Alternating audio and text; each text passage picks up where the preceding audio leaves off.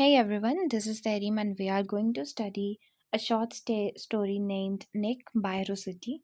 So, in this lecture, we will study introduction, characters, summary, themes, and conclusion. सबसे पहले हम characters के बारे में पढ़ते हैं तो हमारे पास पहला कैरेक्टर आता है वो है निक का। निक जो है वो हमारी शॉर्ट स्टोरी का प्रोटैगनिस्ट है, मेन कैरेक्टर है, लीडिंग फिगर है, ठीक है? जो कि क्या है, जो कि जेलस है और डिसकंटेंट है, मतलब किस चीज़ से? थ्रू आउट नैरेटिव, ठीक है? इसका कैरेक्टर जो है ना वो रिप्रेजेंट करता है डेंजर्स ऑफ जेलसी, कि मतलब हसद करने का क्या-क्या नुकसानात होते हैं, क्या-क्या किस तरह के सिनेरियोज़ फ्यूचर में एक इंसान फेस करता है।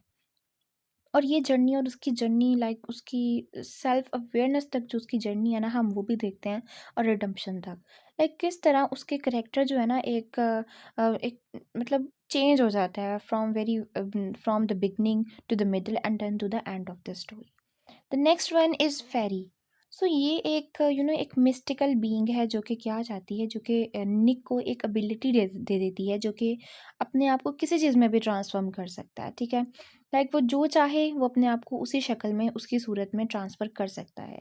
ये एक आप कह लो कि एक serving as a catalyst for his self discovery, क्योंकि वो जिस तरह अपने आप को चेंज करता रहता है ना, जिस करैक्टर में आ जाता है, जिस जिस शक्ल में आ जाता है, वो उसको उसके साथ-साथ उसके कॉन्सिक्वेंसेस भी बियर करने पड़ते हैं। सो जो हमारे पास नेक्स्ट थर्ड करैक्टर है ना, वो हमारे पास है नेबर्स। तो ये जो नेबर्स जो है ना ये रिप्रेजेंट करते हैं टारगेट्स ऑफ निक्स एनवी। ये जो है ना, निक इनसे बहुत जेलस होता है ना, और ये रोल प्ले करते हैं in the consequences of his transformation. Let's begin the story of this short story. So इसमें मैं आपको सिग्निफिकेंस भी बताऊंगी, इसका शॉर्ट इंट्रोडक्शन भी, then story. So collectively we will discuss it.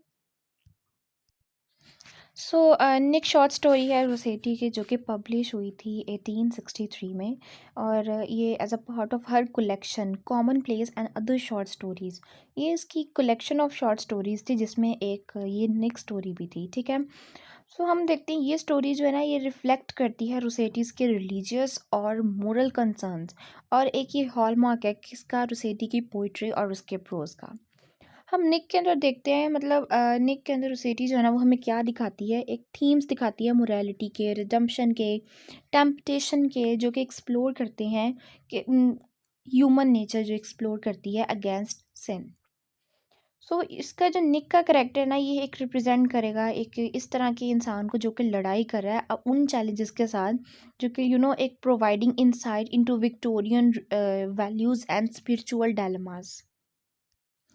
ये स्टोरी जो है ना ये रिवॉल्व करती है निक के करेक्टर, जो कि एक यंग मैन है, एक मॉडेस्ट बैकग्राउंड का, जो स्ट्रगल कर रहा है थ्रू आउट एक टेम्पटेशन ऑफ एम्बिशन के लिए और मटीरियलिज्म के लिए। निक जो है ना जब स्टार्ट होती है ना तो हमें दिखता है निक एक काइंड इंसान है, एक हम्बल इंडिविजुअल है। लेकिन उसकी जो ख्वाहिशात है ना, उसकी ख्वाहिशात अपने हायर स्टेटस के लिए, वेल्थ के लिए, पैसे के लिए, वो उसको क्या कर देती हैं? उसको एक डाउन करेक्टर बना देती हैं, जो कि morally questionable pathway lead him, जो उसको ले जाती हैं कहाँ पर? Down a morally questionable path. यहाँ पे वो उसकी दोस्ती होती है एक इस तरह के इंडिविजुअल से, जो कि ऑफ क्वेश्चनेबल करेक्टर्स, जो कि उसको इंट्रोड्यूस करते हैं to corrupt practices and dishonest dealings. यहाँ तक कि हम देखते हैं कि उसके अंदर एक इनर कॉन्फ्लिक्ट्स चल रही होती हैं, और मतलब उसके अंदर एक गिल्ट भी होता है निक के अंदर, वो जो कर रहा होता है, लेकिन फिर भी वो क्या करता है? कंटिन्यू करता है किस चीज़ को? प्रायोरिटाइज करता है पर्सनल गेन को ओवर एथिकल बिहेवियर के। तो हम देखते हैं उसके एक्शंस जो होते हैं ना वो इवेंचुअली उसका नतीजा क्या निकलता है? उसके पर्सनल और सोशल कॉन्सिक्वेंसेस उसको फेस करने पड़ते हैं। कहते हैं कि हर एक जिस तरह हम कहते हैं ना, एक it's some kind of proverb तो नहीं है, बट इसको हम ये कहते हैं कि ये कुछ आम चीज़ें बोली जाने वाली बातें हैं। जो करोगे उसके कॉन्सिक्वेंसेस भी साथ साथ ज़रूर भुगते जाएंगे। अगर कुछ चाहिए तो उसके विश कोई हो ना, तो उसकी कॉन्सिक्वेंसेस उसके साथ साथ होते हैं, उसके नताइज, उसके नतीजे, जो जो प्रॉब्लम्स फेस होंगी वो बिल्कुल साथ साथ होंगी।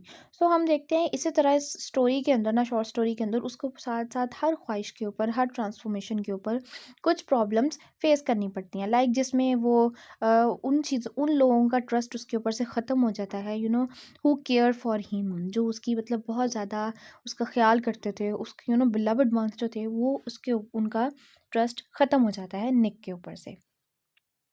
ये स्टोरी अनफोल्ड करती है, अनफोल्ड्स, निक फेस करता है with critical moment of recording.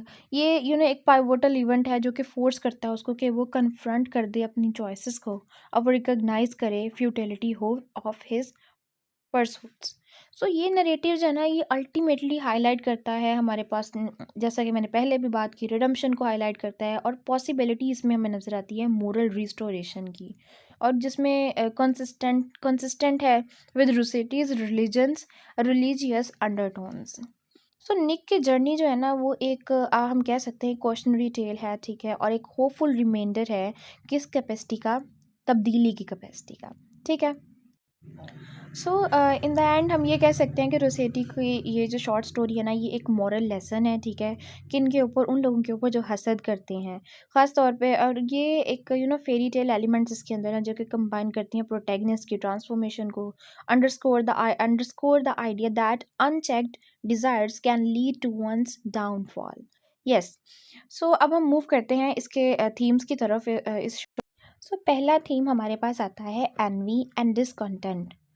निक की जो डिससेटिस्फेक्शन थी ना अपनी ज़िंदगी के साथ, हालांकि उसके पास despite having all he needs, मतलब उसके पास वो सब कुछ था जिसकी उसको ज़रूरत थी, लेकिन फिर भी जो उसकी डिससेटिस्फेक्शन जो थी ना, वो हमें हाईलाइट करती है डेस्ट्रक्टिव नेचर, तबाह कुन नेचर, किस चीज़ की, एनवी की, जेलस होने की, एक हसद की, ठीक है। The next one is consequences of wishes, अपनी ख्वाहिशात का नतीजा, ठीक है। सो नताइज, ये स्टोरी जो है ना, ये एक्चुअली इलिस्ट्रेट करती है कि किस तरह ख्वाहिशात जो है ना, जब वो व्हेन फुलफिल्ड विदाउट फोरसाइट, वो कहाँ लेके जा सकती हैं, can lead to unintended and often negative outcomes, ठीक है। So the last one is redemption and personal growth. इसमें हम देखते हैं कि जो निक की मतलब जर्नी थी ना थ्रू आउट स्टोरी, वो रिफ्लेक्ट करती है एक पॉसिबिलिटी को, किस पॉसिबिलिटी की, of personal transformation through self awareness and repentance. Next, move towards the conclusion of today's story. सो निक, ये शॉर्ट स्टोरी जो थी रोसेटी की, ये एक थॉट प्रोवोकिंग नैरेटिव था जो कि क्या करता है, एक कनेक्ट कर देता है कहाँ से, ह्यूमन इमोशंस तक, ठीक है, और कॉन्सिक्वेंसेस ऑफ एनवी। अब निक के जो एक एक्सपीरियंस थे ना, उसके ज़रिए से रोसेटी हमें एक कन्वे करती है timeless lessons, like the importance of self contentment, ठीक है, the dangers of uncheck desires, और किस चीज़ के लिए, the possibility of personal growth and redemption.